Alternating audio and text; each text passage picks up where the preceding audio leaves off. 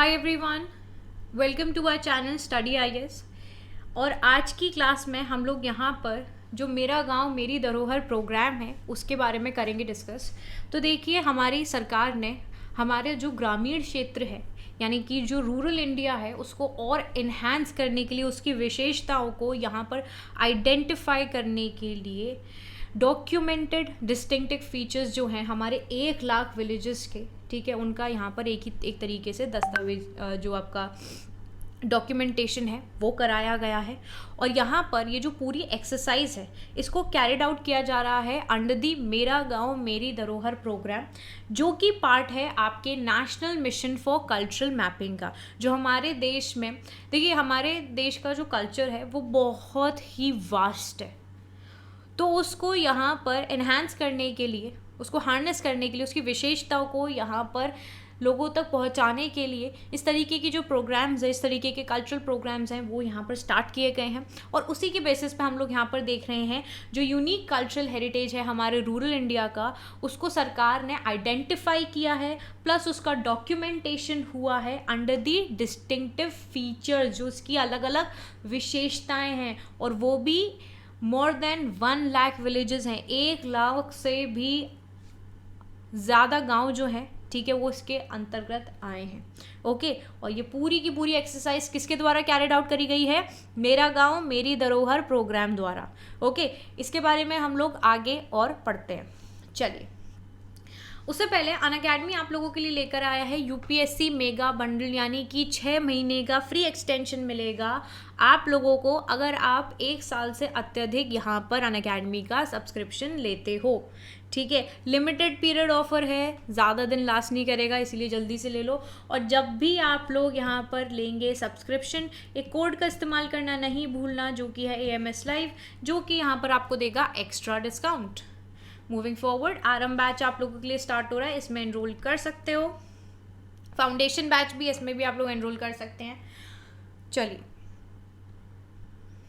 तो national mission for cultural mapping क्या है, पहले तो हम ये जान लेते हैं। देखिए, इसको यहाँ पर डेवलप किया गया था with an aim of comprehensive database of art forms, artist and other resources across the country.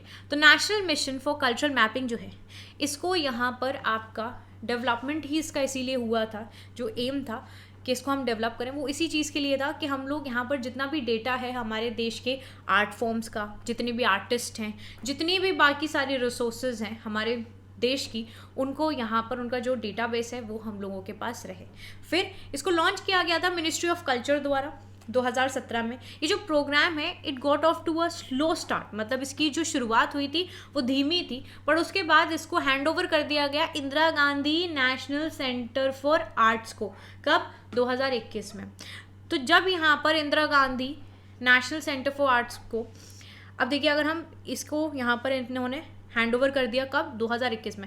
शुरुआत कब हुई थी इसकी? 2017 में, बट क्योंकि इसकी जो स्टार्टिंग थी वो काफ़ी स्लो थी, इस वजह से इसको हैंड ओवर कर दिया गया आपके IGNCA को। अब IGNCA को इस्टेब्लिश किया गया था 1987 में। ये एक ऑटोनोमस इंस्टीट्यूशन है जो कि हमारी मिनिस्ट्री ऑफ कल्चर के अंतर्गत यहाँ पर आता है। It's a centre for research, academic pursuit and dissemination in the field of the arts. Okay, अब IGNC का प्लान था कि वो कवर करे ऑलमोस्ट 6.5 लाख विलेजेस, ठीक है, 6.5 लाख तक यहाँ पर जो गांव हैं उनको कवर करे हमारे देश के।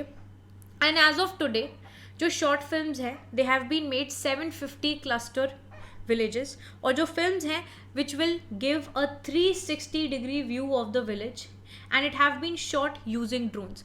देखिए, अब यहाँ पर क्या है कि जिस प्रकार से इन लोगों को एक अत्यधिक मात्रा में विलेजेस को कवर करना था, तो इन लोगों ने क्या करा कि इन लोगों ने उनको फिल्म करना स्टार्ट कर दिया, जिसके अंतर्गत अभी तक 750 क्लस्टर विलेजेस आ चुके हैं।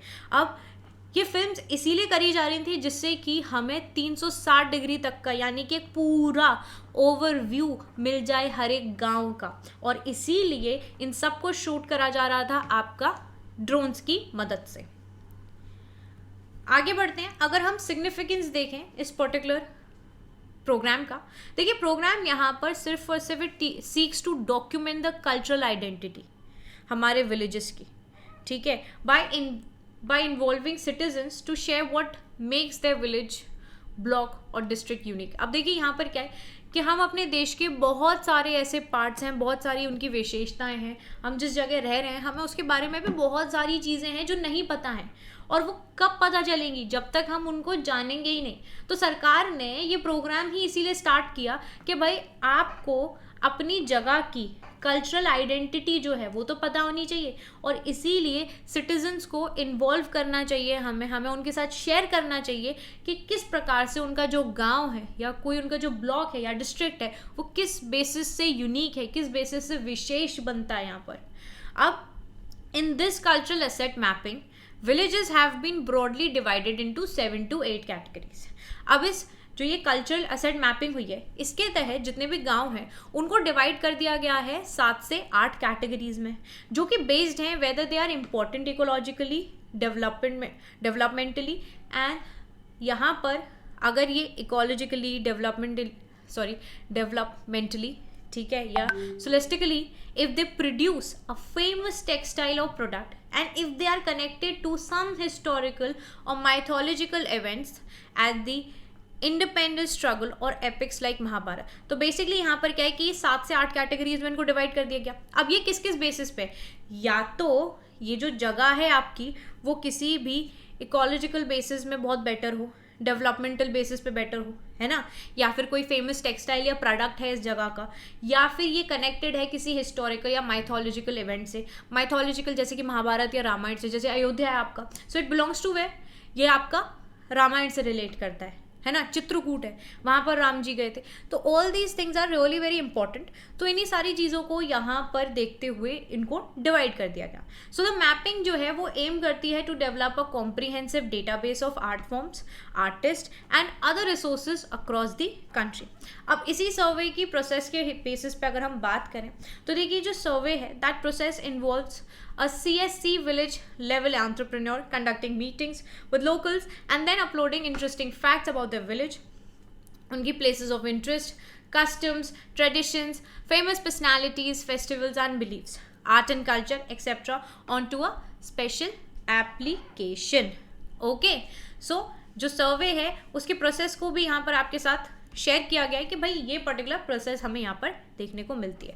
ओके चलिए, आई होप आप लोगों को ये जो पर्टिकुलर टॉपिक है वो यहाँ पर क्लियर हो गया होगा। देखो कोई भी डाउट रहते हैं ना आप लोग कमेंट सेक्शन में मुझसे पूछ सकते हो, ठीक है। इंपॉर्टेंट टॉपिक्स हैं, कभी भी आपके एग्जाम में कोई भी ऐसी चीज़ आ सकती है, प्रीलिम्स आपका नज़दीक है।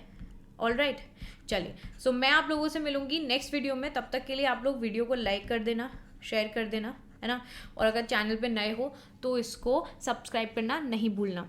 ओके चलिए, bye bye everyone, take care and have a wonderful day ahead.